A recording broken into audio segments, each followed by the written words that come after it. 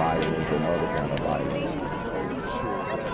Get away! I could be at work, at school, in my car, I can still get shot by the police. I can get shot anywhere. So it is what it is.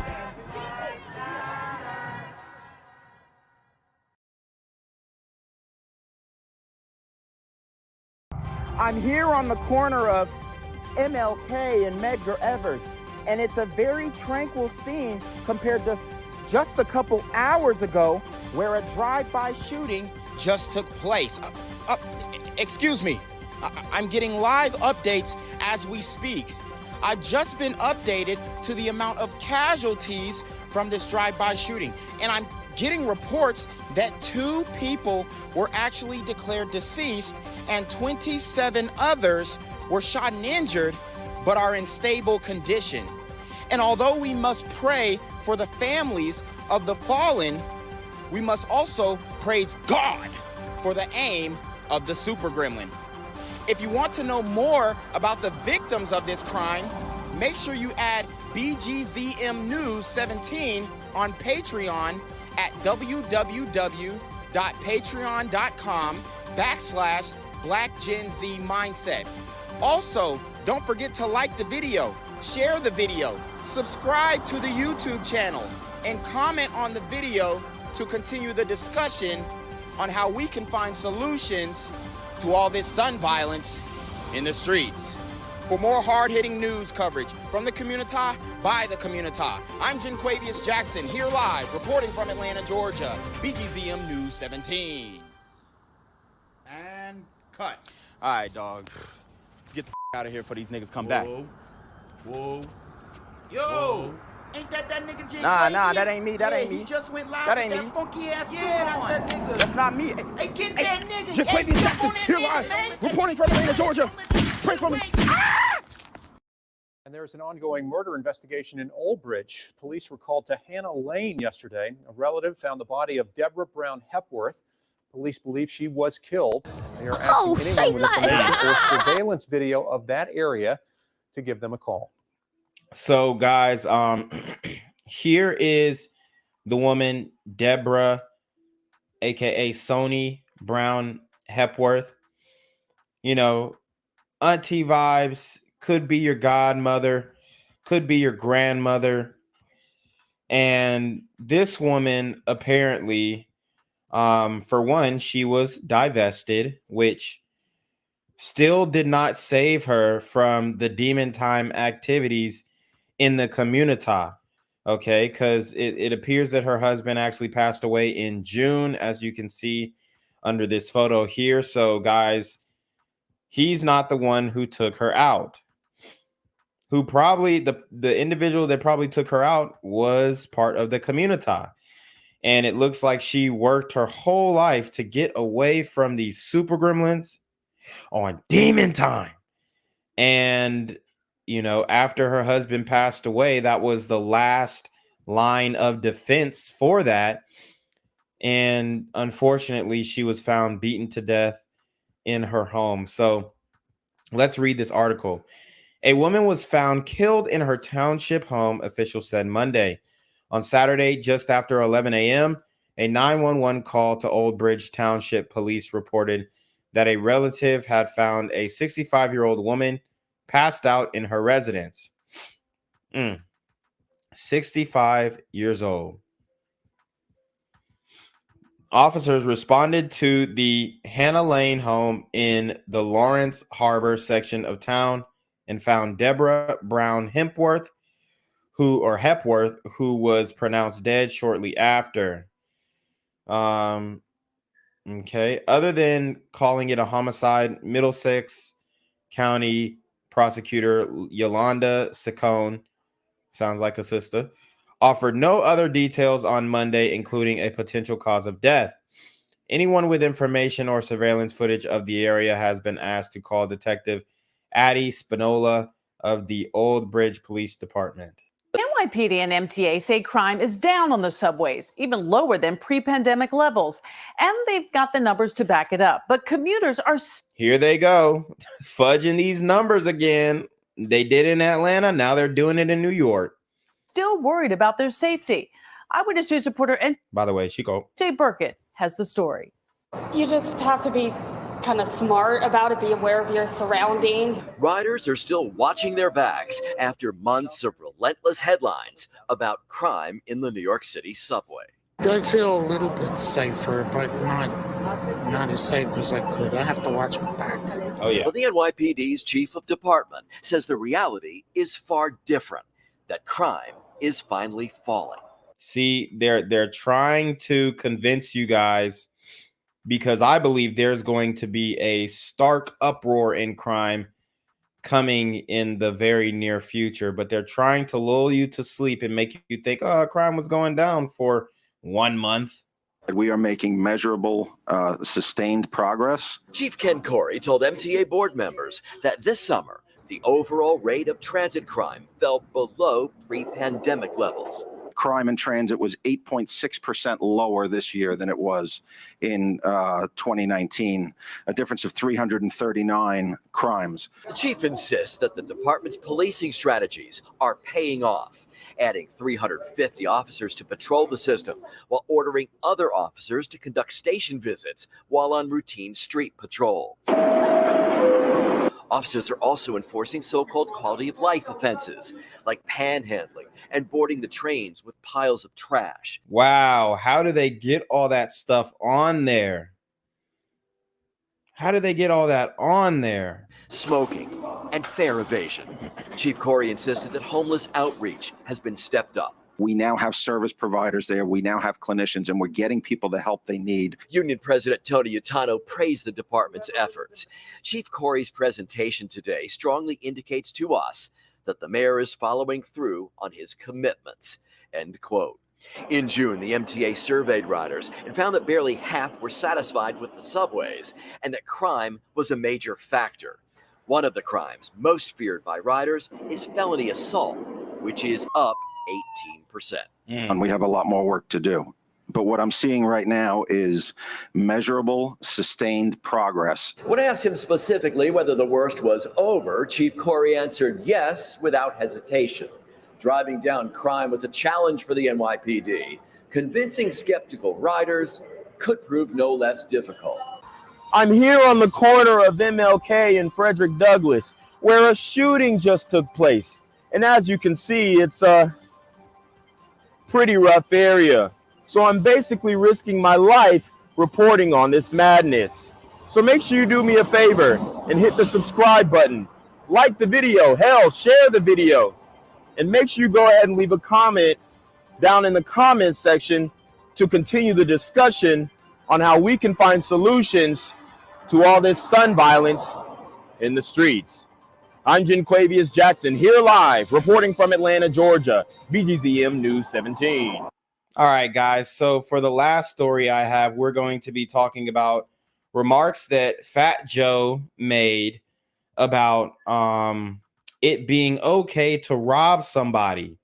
It's okay to burglarize somebody. It's okay to put a weapon in someone's face and demand their belongings rather than making an honest living and working hard to get what you deserve. Okay. Instead, he empathizes and justifies the actions of the people who murdered PNB Rock with his statement here. So let's listen. Kill each other. And so what should happen is, I used to stick people up. I used to rob people. No, I'm being honest. I'm not trying to front for y'all. I'm not against him robbing them. You heard what he said. He's not against black men robbing other black men.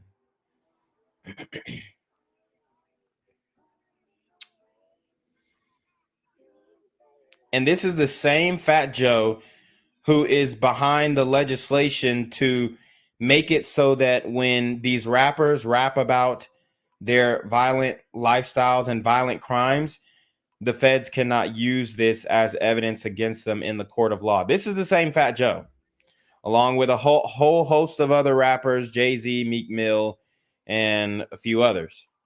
But he is one of the top ones who is advocating for this change in criminal justice.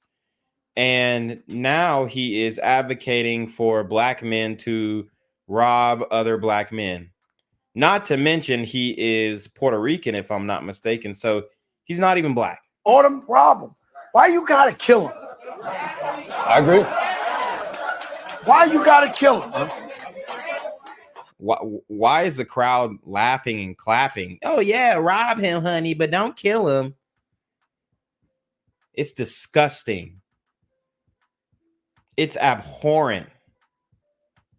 It's abominable. This is not something that should be advocated for, justified. These actions should be condemned, but they want Trump to condemn white supremacists. Okay? But we won't even condemn these super gremlins on demon time. And that's what bothers me. And shouldn't kill each other. And so what should happen is, I used to stick people up. I used to rob people. Now, I'm being honest. I'm not trying to front for y'all. I'm not against him robbing them. Caught him, rob him. Why you gotta kill him? I agree. Why you gotta kill him? And that's what bothers me. And that's the only thing that bothers him. It doesn't bother him that these super gremlins ran up on PNB in front of his family, in front of his girl, in front of all the world to see. Doesn't matter that they did this in broad daylight. It just bothers him that PNB was killed. This guy is a disgrace. It's despicable. He is an evil human being justifying evil actions from these super gremlins on demon time. Gang violence and other kind of violence. Guess what? I could be at work, at school, in my car, and I can still get shot by the police. But I can get shot anywhere. So it is what it is.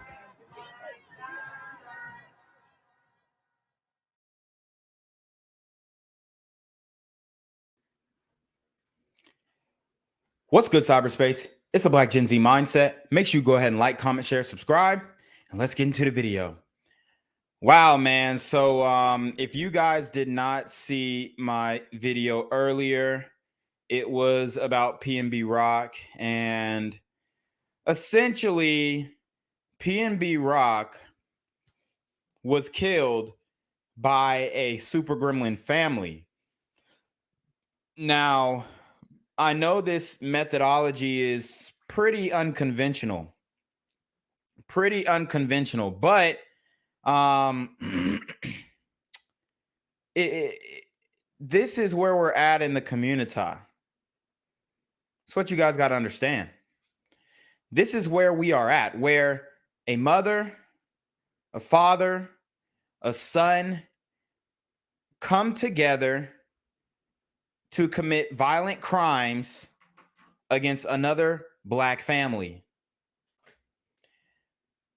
Black people are not outraged by this. We're not in an uproar about this. It's almost like this is a non-story. I haven't even heard much about people speaking about the perpetrators of this horrific crime. Okay? There's not much coverage on it. And it's not, this is from all the blogs. This is not, and even the news stations.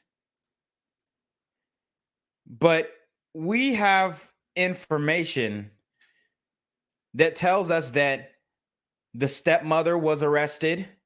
The son, who was actually the trigger man, who pulled the trigger, was arrested, 17 years old. So he's a juvenile. His name was not released. His father's name was released, though. Father's name was released. But this is what's going on in the community. You have these super OG gremlins on demon time, bringing their children into crimes, robbing people, killing people. As a matter of fact, I can almost guarantee the reason why the 17-year-old was the trigger man, the 17-year-old was the one to do all these things, is because the community ain't stupid. The community ain't stupid. They know he's not going to get no time. They know he's not going to get any time. No time at all. This should be something that is embarrassing for the Black community.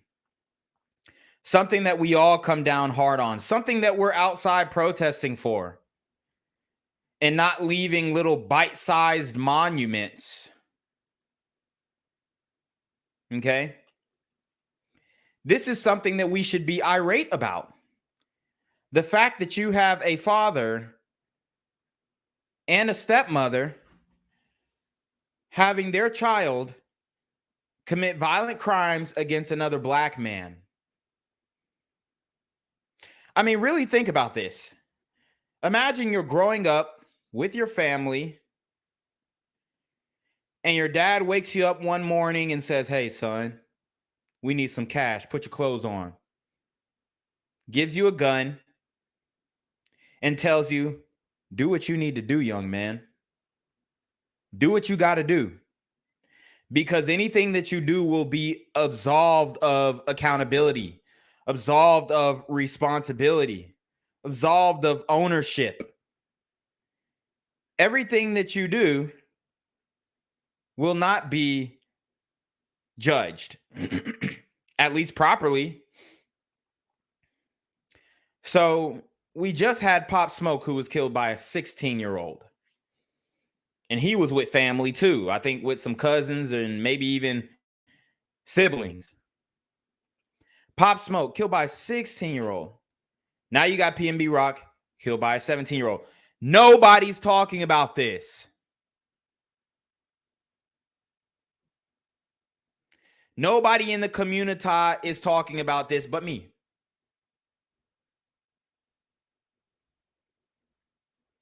I mean, how do you think that would make the ancestors feel? How do you think that that would make the civil rights leaders feel? How do you think that would make, how do you think that makes me feel? It's not about me. How do you think that makes the family of PNB feel? Okay? This is a real issue, and it's not going anywhere. It's not going anywhere. The whole family should lose their shot at freedom. The whole family. Okay? The son, the father, the stepmother, it should be over for them. Their lineage should be discontinued. But the father, he's probably an accomplice. The way they set it up, I believe he was a getaway driver. The mother, an accomplice as well. The son, juvenile murder conviction. He'll be out by 21. So where's the justice in that? Does he deserve a second chance? No. He's a demon. He was brought up by wicked parents.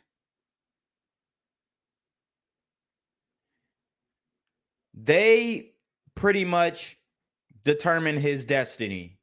It wasn't white supremacy. It wasn't the racist criminal justice system. They did that. They determined his fate. They determined his ultimate destination, which is the penitentiary. I hope he's tried as an adult. I hope he's tried as an adult. I hope he doesn't get another shot. I hope the father doesn't get another shot. The mother doesn't get another shot.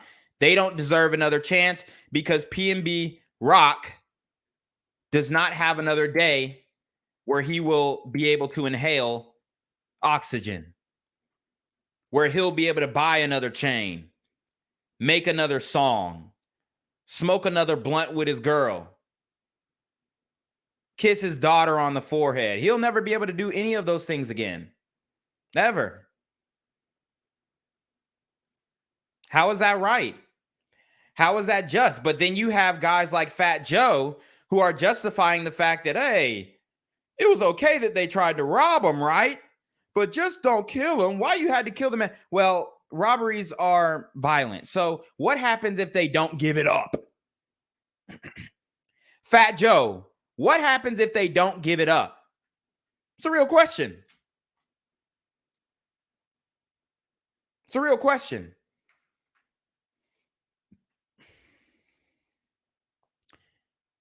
These super rapping gremlins on Demon Time are soulless, heartless, devoid of morale, devoid of any barometer of ethical behavior. Devoid.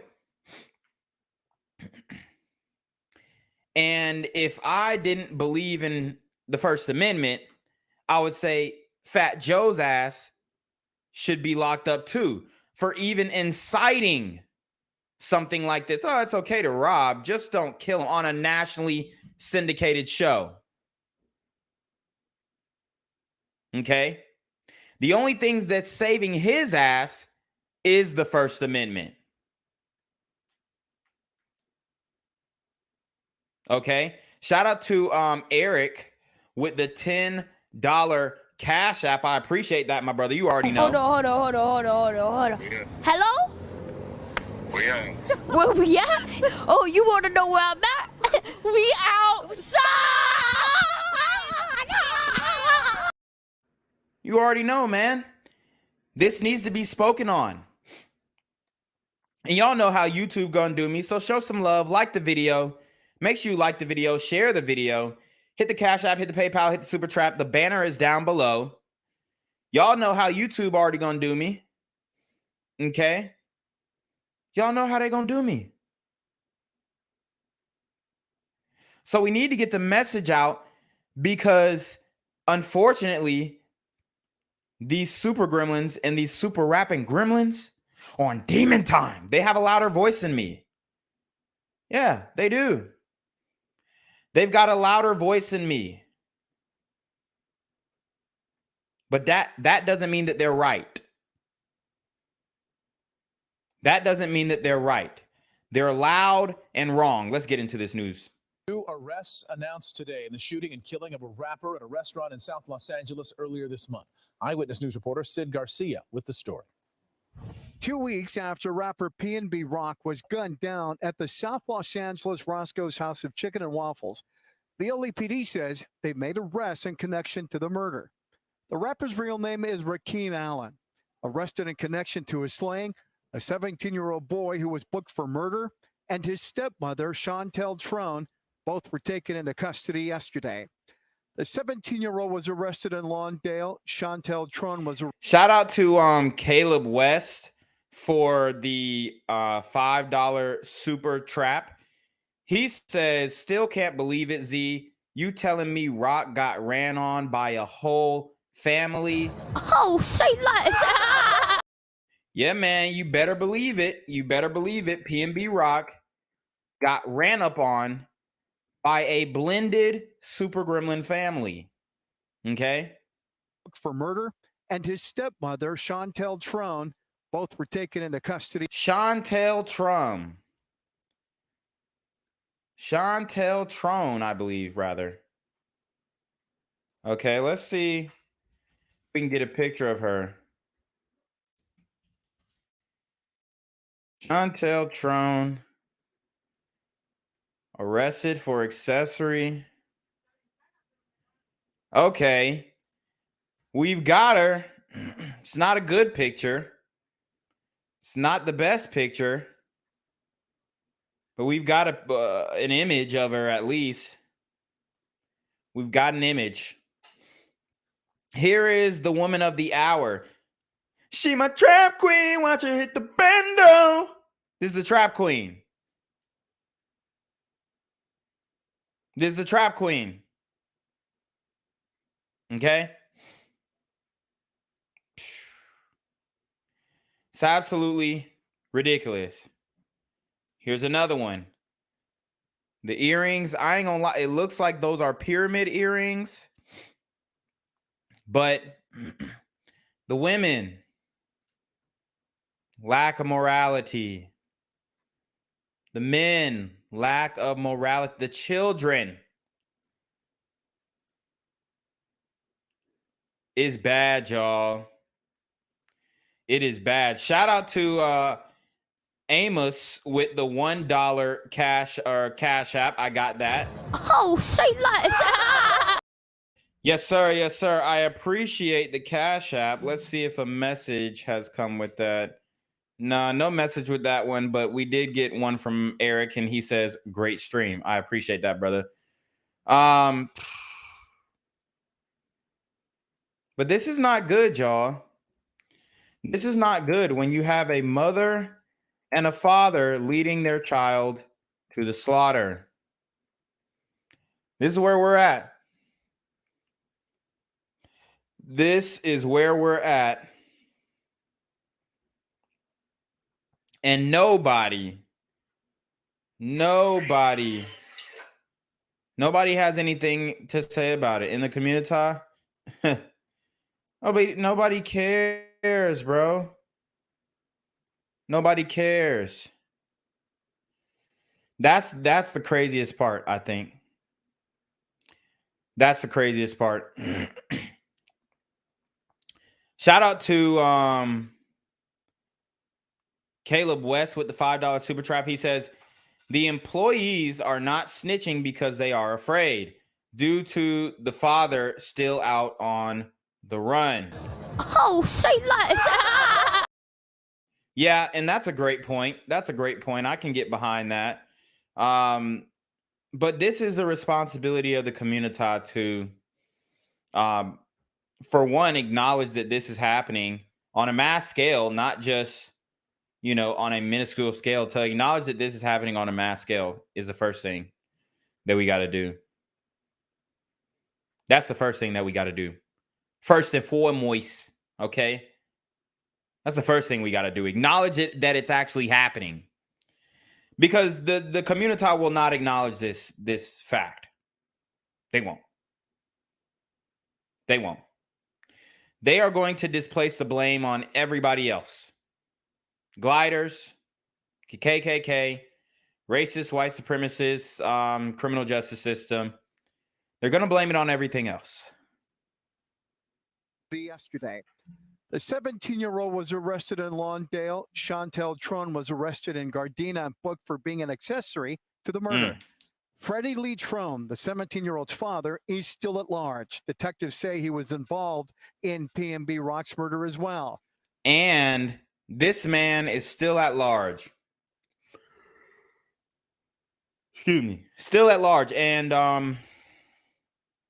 out of all those people who are saying RIP to PNB Rock, out of all those people who are showing love in the comment section, go back to his Instagram page. None of y'all have seen this nigga walking around? Not one of y'all have seen this nigga and would like to make an anonymous report to Crime Stoppers? Not one. I mean, the nigga gonna have to go outside at some point, right? I mean, he couldn't have gotten that far. Correct? And see, this is my problem with the community.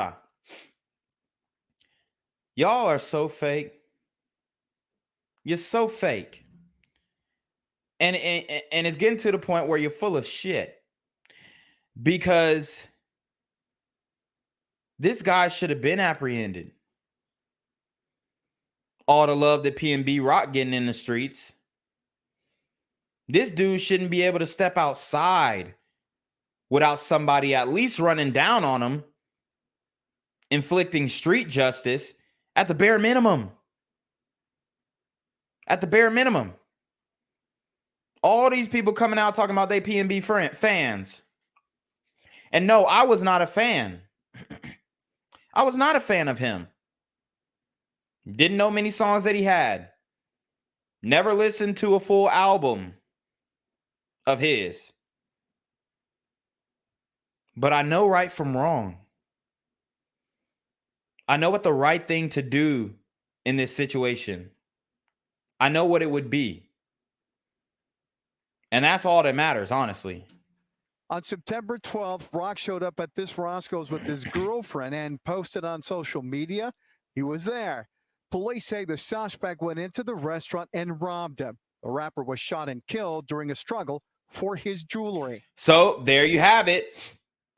What did Fat Joe say? What did Fat Joe say? Oh, well, I mean, robbing is okay, but why'd you have to kill him? Well, they just told you right there. He just told you right there. The reason why they had to kill him is because he struggled. He fought back. He didn't give it up. And you know what? Rightfully so. He has a right to fight for what he worked for. And although I would not advise you guys to do that, genuinely, I wouldn't advise you guys to fight the Super Gremlins. It's not worth it. The reality is they'll kill you either way. Whether you fight or whether you give it up willingly. Look what happened to Gunu, rapper Gunu in DC. He gave it up, was still killed. He gave it up, he was still killed.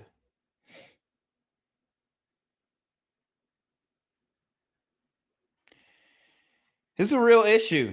So my question to Fat Joe is, what happens if they don't give it up? What happens if they're not afraid of you? What happens if they're ready to die? Then is it okay to kill them? What happens when they say, I'm willing to die about my shit, fam? I'm willing to die about my shit on whatever hood that he repping. I'm willing to die about my shit. Then is it okay to rob people and take their lives? Because he said it was all fine as long as it's just a robbery. Not understanding, he doesn't have the intellectual capacity to comprehend that robberies are violent crimes. You have to be violent, and the only way you're really going to get them to give their stuff up is if you are threatening violence, and you have to be willing to inflict that violence onto a person.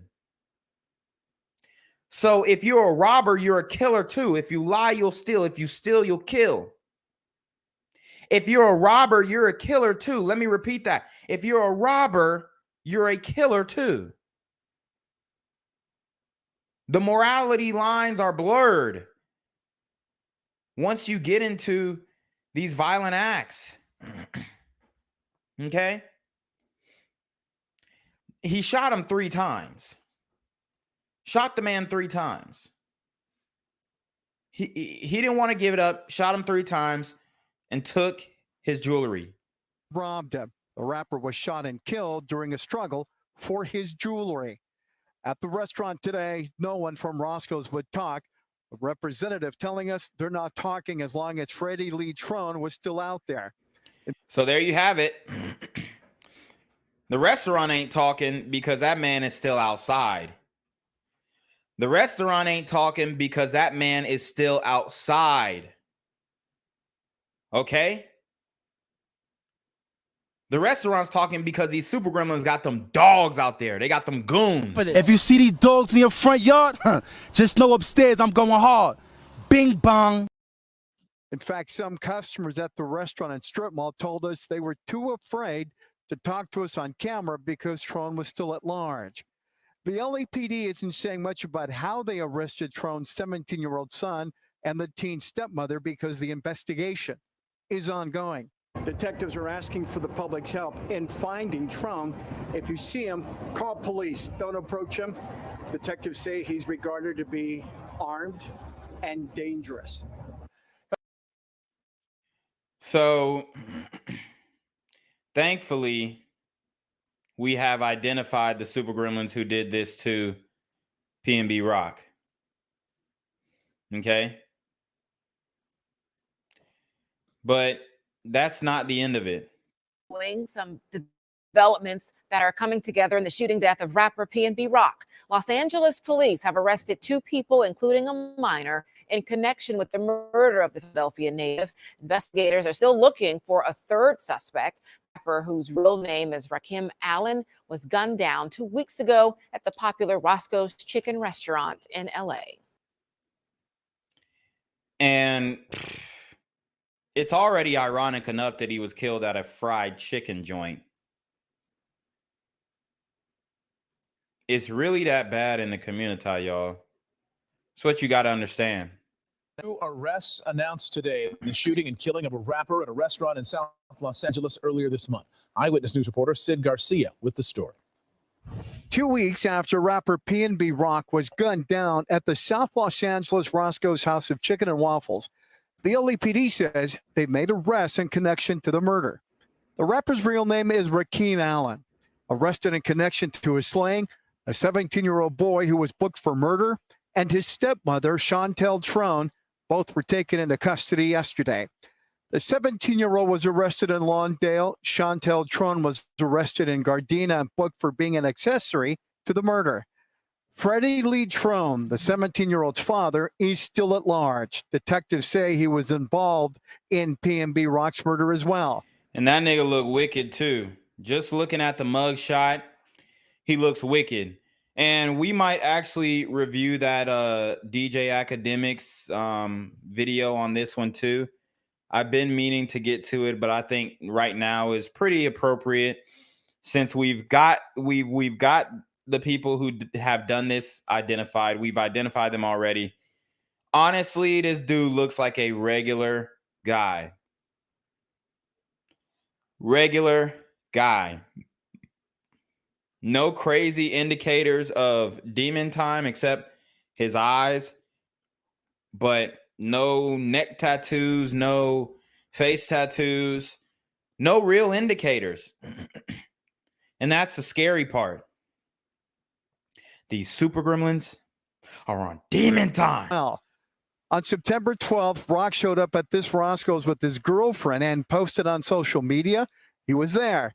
Police say the suspect went into the restaurant and robbed him. The rapper was shot and killed during a struggle for his jewelry. At the restaurant today, no one from Roscoe's would talk. A representative telling us they're not talking as long as Freddie Trone was still out there. In fact, some customers at the restaurant and strip mall told us they were too afraid to talk to us on camera because Trone was still at large. The LAPD isn't saying much about how they arrested Trone's 17-year-old son and the teen's stepmother because the investigation is ongoing. Detectives are asking for the public's help in finding Trone. If you see him, call police. Don't approach him. Detectives say he's regarded to be armed and dangerous. So there you have it, man. Let's see. Let me pull this. We got another news story or news video rather. And then we'll break down one of his interviews. Okay. Another rapper, PNB Rock, was shot and killed in front of a lunchtime crowd at a South LA restaurant. But as KCAL 9's Jeff Nguyen shows us tonight, another suspect remains at large. The missing suspect is considered armed and dangerous, so much so that police say do not approach him. And we have since learned about his long criminal past. This is a picture of 40-year-old Freddie Trone, who's wanted in the deadly shooting of rapper PNB Rock, whose real name is Rakim Allen. The recording artist was also robbed of his jewelry at Roscoe's Chicken and Waffle more than 2 weeks ago. Can I ask you about Freddie? No, I ain't trying to do that. I just came to feed the dog. We spoke to neighbors. You heard that. You heard that. They are asking the neighbors, hey, can we ask you about Freddie? Nah, I ain't trying to do that. I'm just trying to feed my dogs. And this is a grown man. This is a grown man. This is supposed to be neighborhood watch. Okay? This is supposed to be the neighborhood watch. The people who are looking out for the community. the people who are for justice. He don't want to give no details about Freddie. So maybe something that he says, maybe some type of information that he divulges could help have this guy caught and arrested. Okay. Shout out to Romer Dubois. He says, YouTube doing something crazy here. Got to be more people in here. Yeah, man. Yeah, the numbers just don't make sense. Numbers just don't make sense. They never have. They never will for my channel. They never have. They never will for my channel, unfortunately. They got me, y'all. They've limited my exposure. They're going to get me to a certain they're going to put me in a certain like sect that I can't get out of. I used to get 69,000 views a month. Now I'm getting 54. It's only dropping from here. My watch time going down as well. Okay. Subscribers monthly going down as well. So that's what it is, man. They don't want this message to get out. They don't want people to really realize how this thing is going in the community. Not yet, at least. Not yet. Go.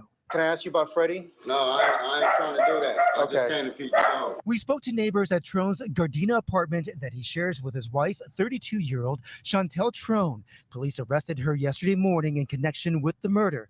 Freddie's 17-year-old son was arrested in Lawndale.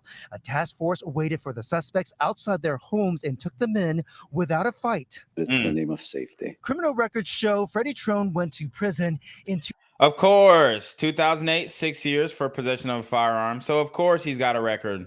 2008 for possession of firearm. He was released in 2012. So, he served 4 years of that and was released under supervision. His probation revoked later that year for criminal threats and was released on time served. He was sent to prison again in 2013 for assault and released in 2015. Detectives are sharing his photo to ask for the So this man got released twice. You know, and possession of a firearm, then the assault charge. Obviously, that's probably not even half of what he has gotten away with in his street career. Probably not even half. But he understands that the system is lenient. He understands that the system is not racist. He understands that the system gives you a slap on the wrist until you cut somebody's hand off. Okay? Public's help in finding him. The photo is very clear. He has a very unique face. And so if people see him, I would consider him armed and dangerous. I would dial 911 immediately. The LAPD says detectives have received tips and security video to build their case. They tried to catch Freddie Trone yesterday, but they were not able to find him. For now, investigators aren't saying who was the shooter or who drove the getaway car. Back at his apartment, one neighbor told us he got a call from Chantel Trone, who was in jail, to take care of her dogs. Wow. So she is involved in killing another man, another black man. And all the sister can worry about is making sure that her dogs get taken out and that they get fed. And y'all are really trying to convince me that these sisters are empathetic, that they're nurturers, that they're kind, meek, mild.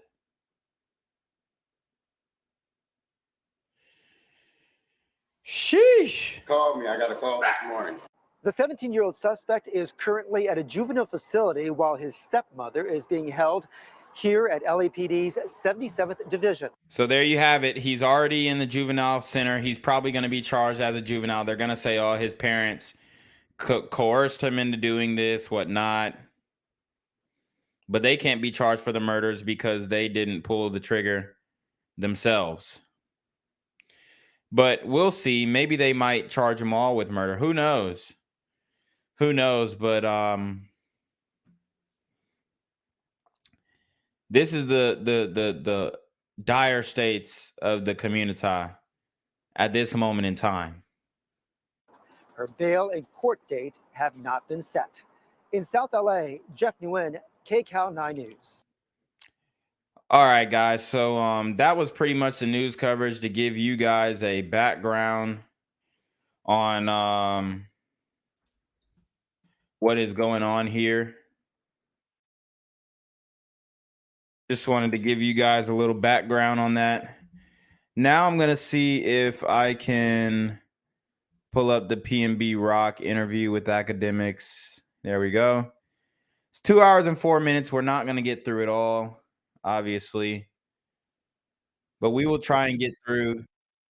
Hold up. Damn. I can't pause it right now. Hold up. Shit.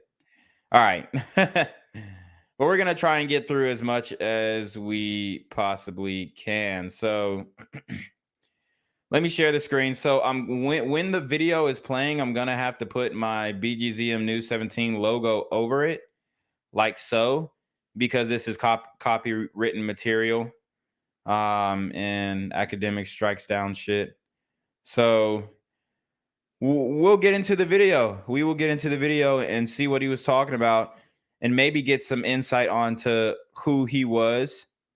Okay. We're not going to do the whole thing, but we'll get into a good bit of it. So let's go. It's one of the people who I think has changed the style of music, inspired a lot of people, and just someone who just makes great music in general, man. I'm here with PNB Rock. Yeah. Oh yeah. Get me. Man, is this the first time we've sat down? No, we did one. I think we did Everyday Struggle one time. We did it one time, right? Yeah. It was a minute ago though. There you go, come in. Just step in, bro. I don't know. He looks a little paranoid even in this video. He doesn't look like he's in his natural element, if you will. Is it Talib or Talib? He mad shit when niggas call him Talib. But anyway, man, yo, the first question I do have for you: where the hell have you been? Oh man, I ain't gonna lie. I've been still doing the same shit. Put the mic a little bit closer. Yeah, my bad. I've been still doing the same shit though. I've been cooking up. I've been making music, making beats, writing shit for people. But I just been in the cut. You feel me? I haven't been able to drop. You like can I want just to. pull it right there, from like this. And see, guys, the thing about being in the cut in the community is that you're never in the cut. You're never safe when it comes to this type of shit, especially if you're as flashy as he is. Okay. There's no such thing as being in the cut as a black man. You're always going to have a target on your back. You're always going to have other black men who want to kill you for no apparent reason other than you're doing better than them. This is the crab in a barrel mentality of the community. It's good, right? No, you just pull like this. Yeah, you right there. That shit don't lift up. I'm trying to lift it up this way. Yeah. But yeah, I've been doing the same shit though, bro. Just been in the cut though with it. Feel me? I ain't stopped doing shit.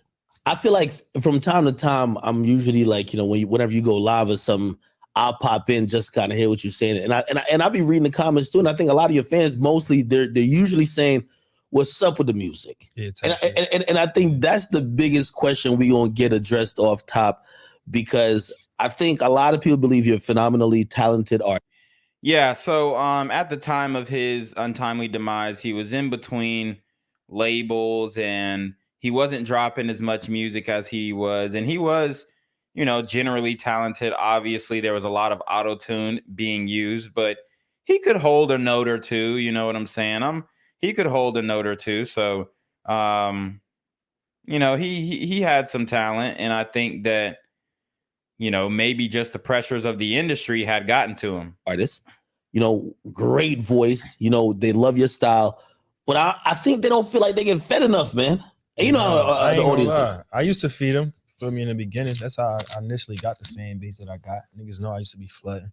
But it's like when you get signed to a label and they put you on these deals, that should be structured. Whereas though you only could drop probably like once every year, once every 14 months or some shit like that, or whenever they ready or feel like you ready to drop. Type shit. But that's pretty much what it was. I was at the end of my deal, and we was just like at these last 2 albums, we was like at a stalemate, you know. Yeah. Going through the shit with the label. Yeah, and you know, before we even get to that, we should probably bring it. You know, if this is the first time you ever seen me sit down with him, we got to get back to the foundation. I remember the very first time I like seen you. I think it was when you just came home, and I'm like, yo, everybody's going crazy. Like they just let Brittany Griner out of Russia. I'm like, shout out to Paul with the $20 PayPal. He says, Black Gen Z saying it plain with eloquence. I appreciate that, Paul. You already know. Oh, say like yo, the whole hood is going crazy. You get me? And then I start seeing you doing these radio freestyles and your body and everything. You know what I mean? I didn't know how you even got to that point of getting so much love. So you got to fill me in. Pretty much, I came home 2013, 2014. I was in the halfway house for a little minute. And it was like, that's when I was really like trying to kickstart the shit. I even got like some old ass videos in the halfway house. Like I was like, gonna be like Halfway House Rock. That was gonna be my name. Really? But I ain't never take off. Like I couldn't figure that part out. You feel me? So I just was stuck in the halfway house. But anyway, I wound up running away from the halfway house, and because I couldn't. You can run away from the shit?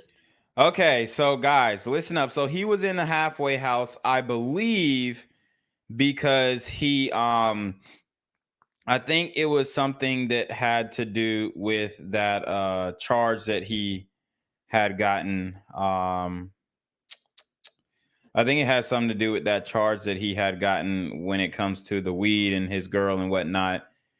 So the criminal justice system, they didn't lock him up and throw away the key. They put him in a halfway house to get his life right, to get his life together, okay? To get his shit together, essentially. And it looks like, I mean, he ran away from it, but from my understanding, it looks like it ultimately benefited him. Gave him some structure, sat his ass down, temporarily at least. Yeah, like the halfway house is like you halfway in jail, you halfway out. You get to go out every day outside. Yeah, but if you run away, don't they put you back in prison? Yeah, for sure. Oh, shit. Yeah, so I left Mondo because basically I ain't have like for you to leave out the halfway house, you got to have like a set crib. Like somebody got a sign to say like he staying here. Yeah. And it can't be like no Section 8. So everybody that I knew had Section 8. And it was like I was in there for a long ass time for like 8 months trying to figure out where I was going to go. So it was just like, man, fuck, I'm out. Figure this shit out on the back end. And then when I went on the run, I just started popping like instant. So just listen up. He ran away from the halfway house. This is interesting. Ran away from the halfway house, and then he goes on the run. That's when he started popping. Breaking the rules got him popping in the hip hop industry. Doing things the wrong way got him popping in the hip hop industry. Going on the run, violating his probation, violating the terms that he signed and agreed upon only by way of leniency from the judge. He could have completed that program. It wasn't hard. It wasn't difficult. Okay? But he could have completed that program, but he went on the run, and that's when he started seeing success in his music. Why? Because this is what we glorify. He probably started talking about, man, I'm in this halfway house, and I just said, fuck that, I'm out. Something like that. He probably put a line in his song, line in his bars, and niggas could relate to that shit. Niggas could relate to that shit, and niggas respect that shit. That is what we respect in the black community. Oh, you on probation and you still smoking? Nigga, you don't give a fuck. Pass the blunt. You see? That's the mentality. That's the mentality. Because it was like that shit was a whole different wave for the city. Like niggas wasn't singing and rapping like how I was coming when I made that first joint I came out with was like some shit called Weekend Baby. And it was just like a vibe. You feel me? Like, it was different. Where'd you get that? Where'd you get that style from? Because I think that's the style that I believe. I think, do we call it like kind of trap and B? Like, what do you call it? And where did you get that from? Yeah, I guess you can say that, trap and B. I don't know though. For real, I honestly I created it in jail. I was in jail. I always knew I had a nice voice. I could sing, but I ain't never really be singing because I felt like me being me and doing the shit I used to do, I used to feel like that wasn't like my lane. Okay, so y'all hear what he said. He said he always had a nice voice. He always could sing, but me being me and doing what I'm doing, that wasn't my lane. I'm going to tell you why it wasn't his lane. I'm going to tell you why. Because the community, we had, and people say, oh, where did R&B go? What happened to R&B? Niggas killed R&B because they bullied the guys who were singing. Oh, you a sing-song ass nigga. I remember when this mumble rap shit first came out and niggas was on the track and shit. Oh, that's a sing-song ass nigga. He ain't no real street nigga. Then the sing-song niggas had to prove that they were real. They had to prove that they were real niggas. Okay? The R&B stars had to prove that they're real niggas now.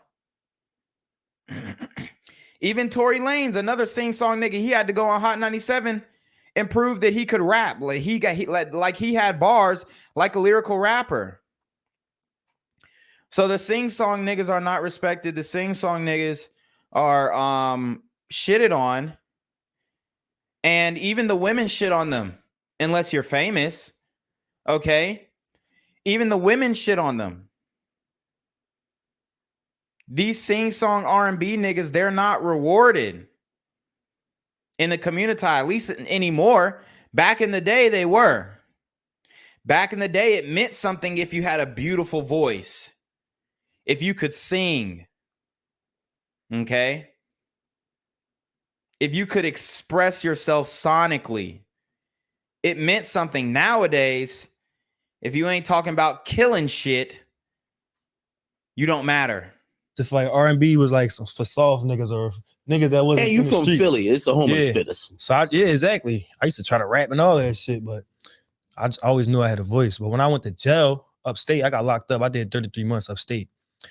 I'm seeing niggas up there singing about pain shit, like some hard shit, like some real life shit that everybody in there can relate to.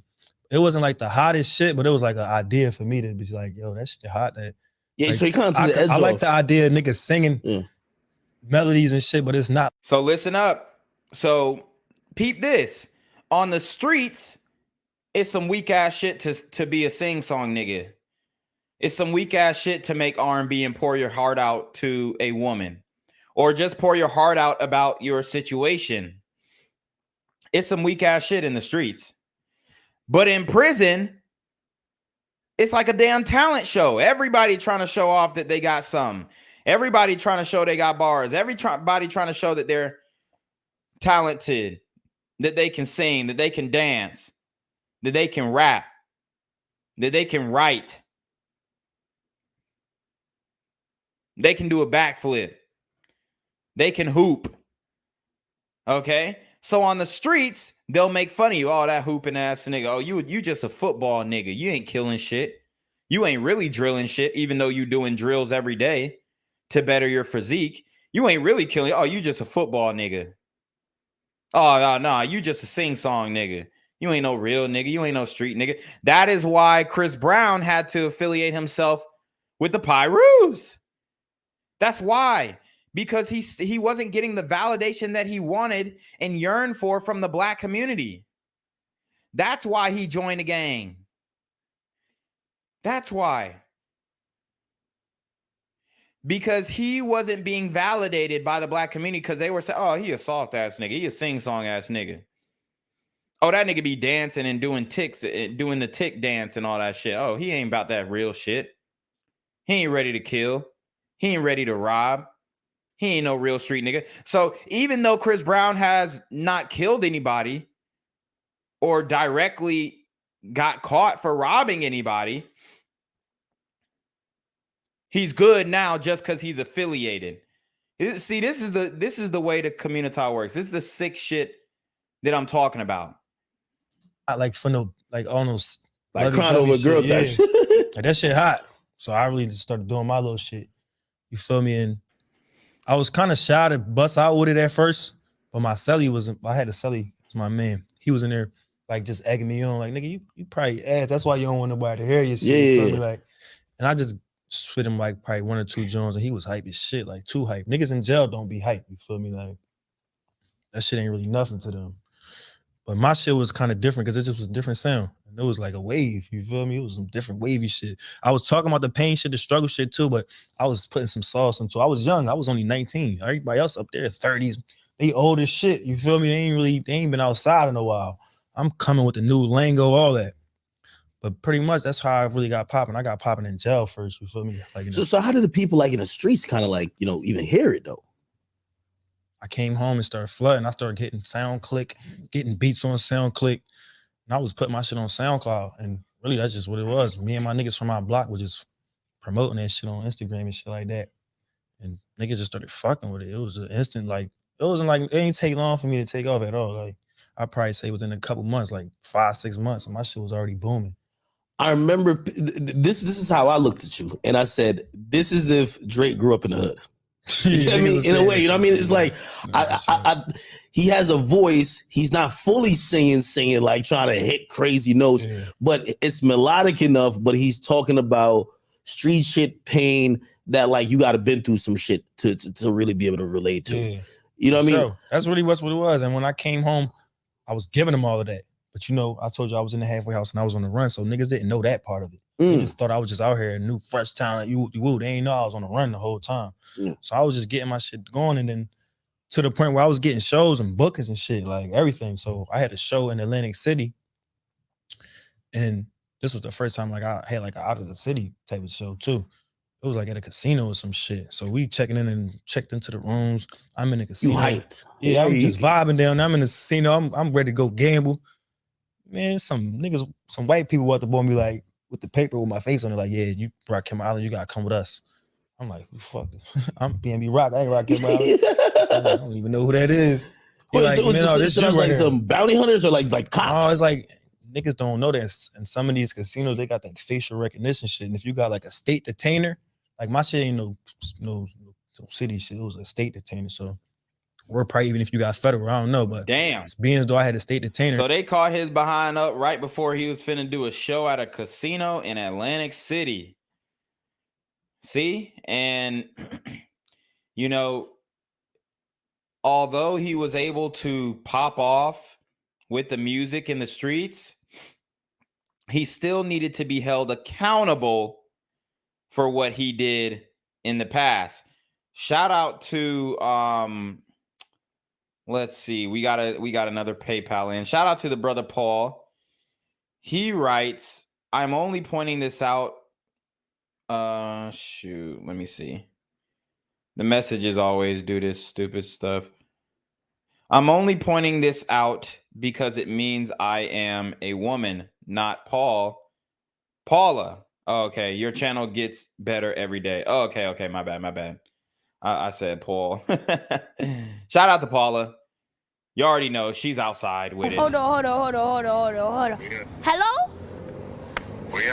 Where we at? Oh, you want to know where I'm at? We outside!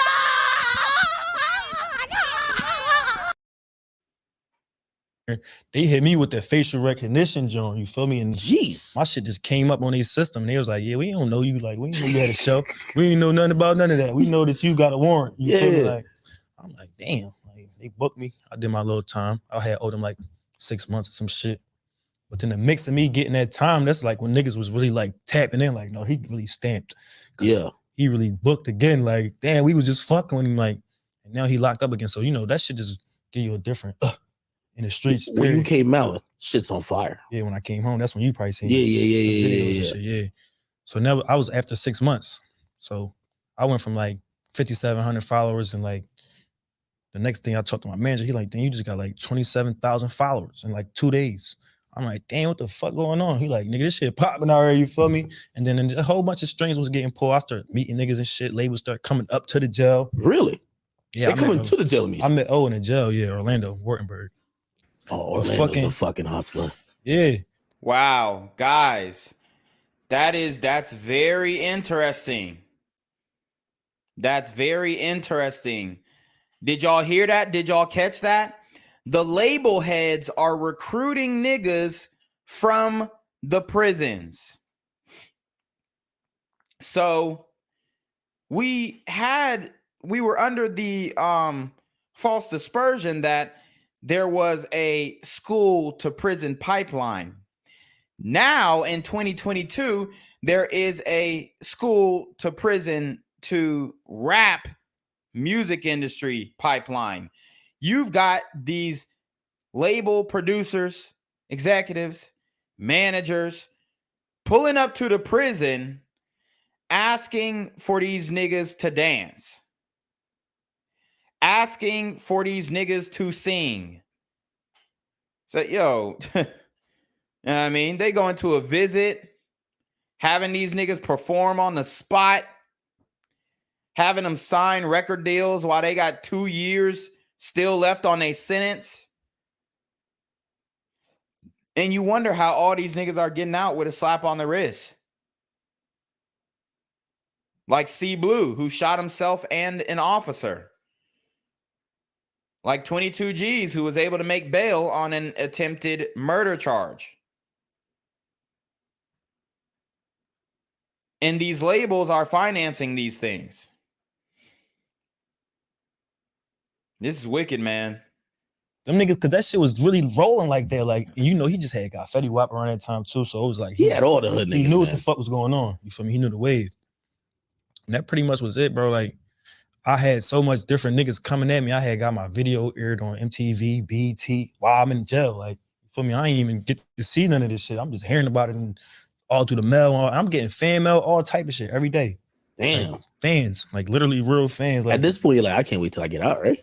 I couldn't believe that shit. Yeah, I still couldn't believe that shit until I really came home. I was like, you probably could see this on a documentary. I came home, my Welcome Home documentary. Like, I hop off the Sprinter, like kids running up to me crying and shit, like on some real pop star shit. I'm like, what the fuck? This shit fucked me up for a little quick second. I'm like, oh, what the fuck? But I embraced it like on some cool shit. But it was like, that shit was crazy to me. Like, everybody just wanted to hear what I had to say. Yeah. They just was ready for that shit. Shit. And you pretty much just took off running. I mean, what's the, like, you know, I think you were on my radar because I felt like. Okay, so we're going to skip ahead a little bit. Outdated. We ain't locking in a minute, probably within like the last 2 years. But shit.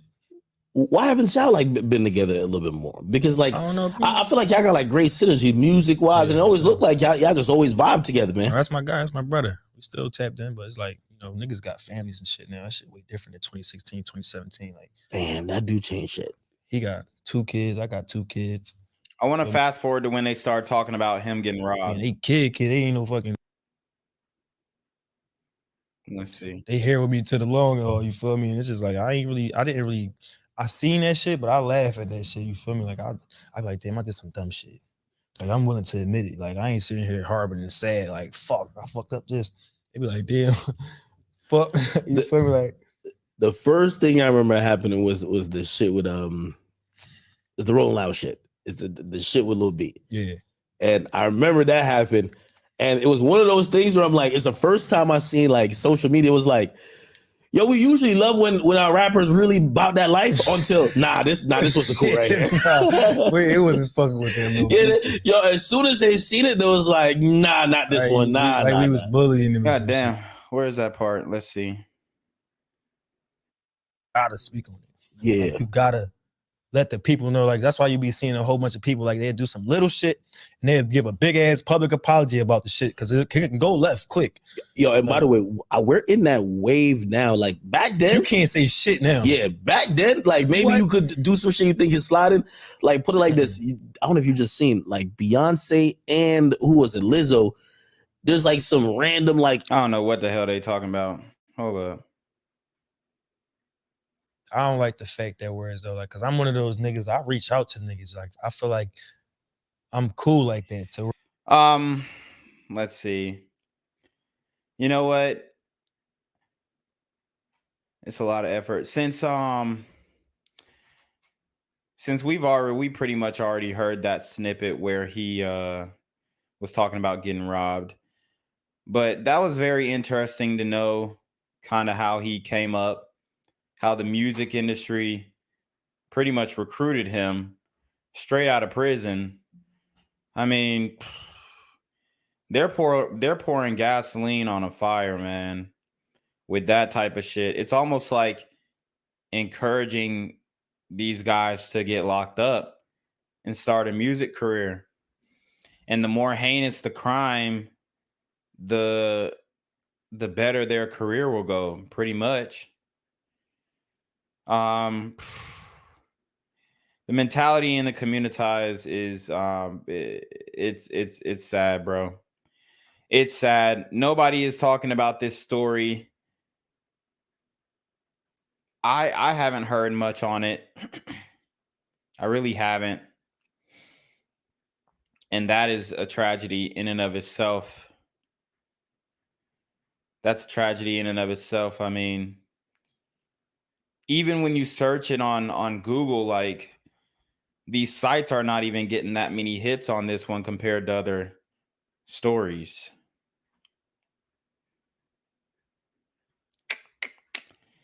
Kind of leaves you wondering, right? Kind of makes you wonder. So anyways, unless somebody has some more information, I'm gonna probably hop off because I gotta make some more videos. I'm actually gonna be covering, let's see. Let me just let you guys know what I'm gonna be covering for the next couple of days. So we do have excuse me. We do have a burrito gremlin who was killed by the police for having an airsoft gun. But I think we're gonna have to go back to New Orleans because there's so much coming out on LaToya Contrail. They're saying she's living in a city-owned apartment, okay? And they're questioning if she even pays rent. This woman is literally one of the biggest finessers of all time. And I know New Orleans has a history. I know New Orleans has a history of corruption. We all understand that. But guys, it's bad, y'all. It is bad. And even there was a story that happened in my hometown where pretty much we were discussing a hit and run, which I'll go back to. We were discussing a hit and run. Let me see. It's an old video that I did. I basically broke down a hit and run that happened in the city that I grew up in, and the guy, he basically didn't get any charges. He got all of the charges dropped, 7 charges, not guilty. So for all those people talking about the criminal justice system, I mean, you can miss me with that. This woke legislation is going everywhere. This woke legislation is going everywhere. So yeah, we're going to be talking about New Orleans. We're going to be talking about Memphis. I got a story of a super sister gremlin who shot in a vehicle in Memphis. It's bad, and the vehicle had children in it. Vehicle full of kids, and you got a woman shooting the vehicle up. So we got a lot of issues in the community that, quite frankly, are not being addressed. And I'm doing my best, y'all. I'm doing my best to keep up with this stuff. But make sure you guys support the channel. Make sure you guys subscribe to the channel. You already know the backup channel, BGZM News 17. The merch is in the description box below. sorry I couldn't go live longer on this topic. I just think we've exhausted pretty much everything that we need to know. I mean, there's not really much else. It's not really much you can say. The whole family is just on demon time. So anyways, you already know what it is. Hey, I appreciate you guys' support. This was a really quick stream, but I think we got some good content going. But we're going to send it off to Jenquavius to take us away, guys. Peace. Be safe.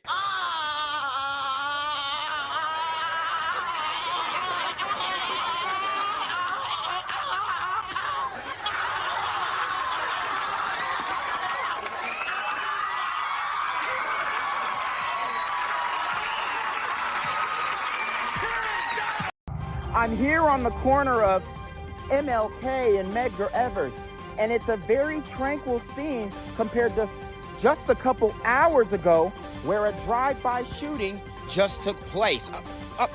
Excuse me. I'm getting live updates as we speak. I've just been updated to the amount of casualties from this drive-by shooting, and I'm getting reports that 2 people were actually declared deceased and 27 others were shot and injured but are in stable condition. And although we must pray for the families of the fallen, we must also praise God for the aim of the Super Gremlin. If you want to know more about the victims of this crime, make sure you add BGZM News 17 on Patreon at www.patreon.com/blackgenzmindset. Also, don't forget to like the video, share the video, subscribe to the YouTube channel, and comment on the video to continue the discussion on how we can find solutions to all this gun violence in the streets. For more hard-hitting news coverage from the community, by the community, I'm Jenquavius Jackson, here live, reporting from Atlanta, Georgia, BGZM News 17. And cut. All right, dog. Let's get the out of here before these niggas come back. Whoa. Yo. Whoa. Ain't that nigga J? Nah, that ain't me. That ain't me. He just went live. That ain't with me. Funky ass suit on. That's that nigga. That's not me. Hey, get that nigga. Jenquavius Jackson, here live, reporting from Atlanta, Georgia. Pray for me. What? What? You're not my dad! You also want to hear something! Ugly ass fucking... Gang violence and other kind of violence. Get away! I could be at work, at school, in my car, and I can still get shot by the police. Why would I get shot anywhere? So it is what it is.